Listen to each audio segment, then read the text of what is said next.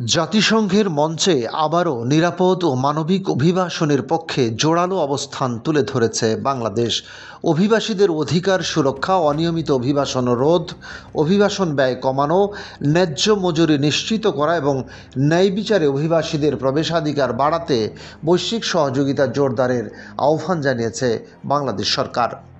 শুক্রবার যুক্তরাষ্ট্রের নিউ ইয়র্কে জাতিসংঘ সদর দপ্তরে অনুষ্ঠিত ইন্টারন্যাশনাল মাইগ্রেশন রিভিউ ফোরামের সাধারণ বিতর্কে অংশ নিয়ে এসব কথা বলেন প্রবাসী কল্যাণ ও বৈদেশিক কর্মসংস্থান মন্ত্রী আরিফুল হক চৌধুরী।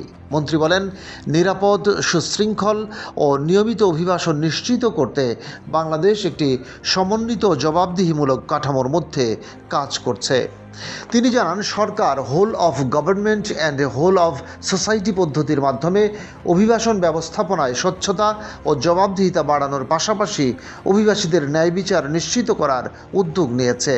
তিনি আরও বলেন, গ্লোবাল কম্প্যাক্ট অন মাইগ্রেশন বাস্তবায়নের অংশ হিসেবে বাংলাদেশ মাইগ্রেশন কম্প্যাক্ট টাস্কফোর্স গঠন করেছে।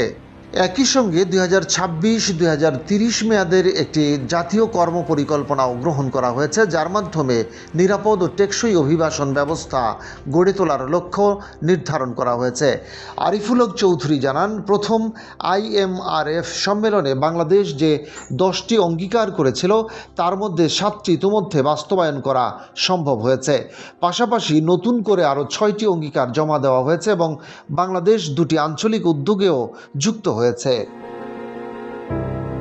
অভিবাসনের পেছনে জলবায়ু পরিবর্তনের ক্রমবর্ধমান প্রভাবের কথাও তুলে ধরেন তিনি। মন্ত্রী বলেন, জলবায়ু পরিবর্তনের কারণে বহু মানুষ বাস্তুচ্যুত হচ্ছে এবং জীবিকার সন্ধানে বাধ্য হয়ে অভিবাসনের পথে যাচ্ছে। এ কারণে ক্ষতিগ্রস্ত দেশগুলোর জন্য নির্ভরযোগ্য অর্থায়ন ও কারিগরি সহায়তা বাড়াতে আন্তর্জাতিক সম্প্রদায়ের প্রতি আহ্বান জানান তিনি। বক্তব্যের শেষাংশে প্রবাসী কল্যাণমন্ত্রী বলেন, নিরাপদ অভিবাসন ও টেকসই উন্নয়ন নিশ্চিত করতে বাংলাদেশ আন্তর্জাতিক অংশীদারদের সঙ্গে সমন্বিতভাবে কাজ করতে প্রতিশ্রুতিবদ্ধ।